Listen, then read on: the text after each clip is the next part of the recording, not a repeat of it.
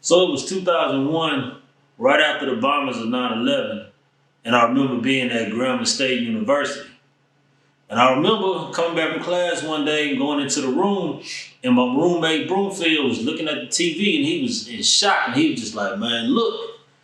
And that was the vision, the images of those buildings in New York City that had just been bombed by those aircrafts. And I remember the feelings, the discussions that we had, and somehow it just gave me this thought that I wanted to be the protector and not one of the protected. So with that thought in mind, I wanted to join the Army. And I was no stranger to the Army. My dad was in the Army 25 years, retired at the rank of major. So he made it look good. So believe me, when I called the Army recruiting station, I was ready. Too bad the Army recruiter wasn't quite ready. Roger Broomfield was not just my college roommate, This was my real friend. I'm talking about we went way back to Sherwood Middle School, Baton Rouge, Louisiana, 6th, 7th, and 8th grade. And we was tight all them years, We didn't go to high school together, but, we reconnected at Grambling, no time lost. That was my guy.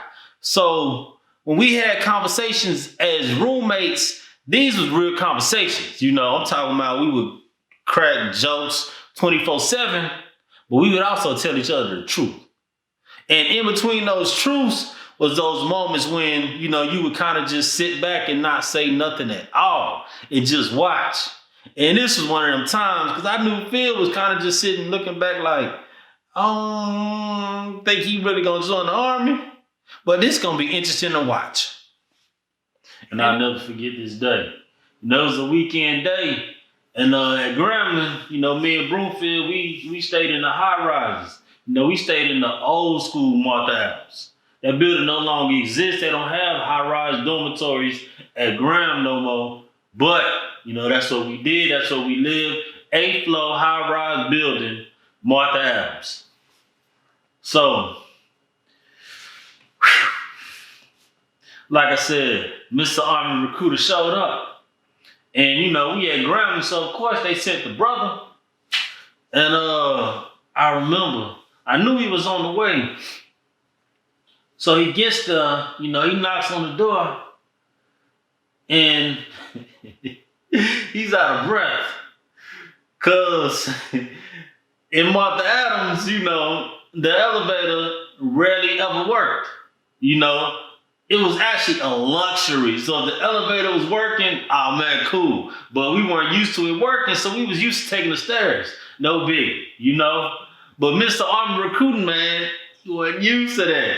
So he halfway bent over, breathing all hard. He like, man, I had to take the stairs.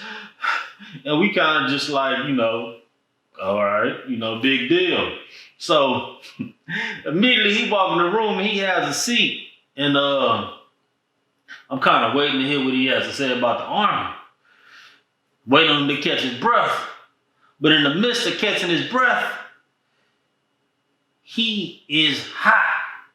Because in Grambling, Martha Adams, old school, we ain't had no air conditioning. Like the AC was a luxury. Like the AC barely worked. And the window, it opened, but it that was it. You pull it back and it literally only went this far back. So literally, for you to get a breeze, the air would have to come. And wasn't happening. But, we was used to it. We didn't complain. For us, it wasn't no big deal. We loved Grambling. Whatever they gave us, we appreciated it.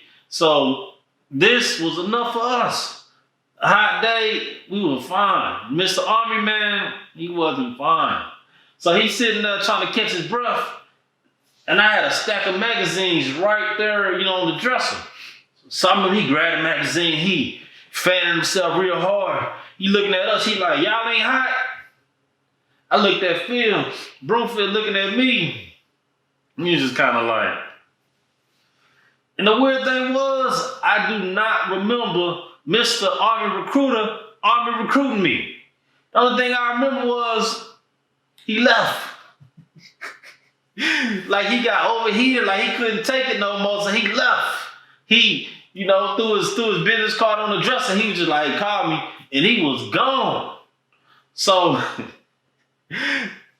I felt them eyes, staring me in the back of my head after he left.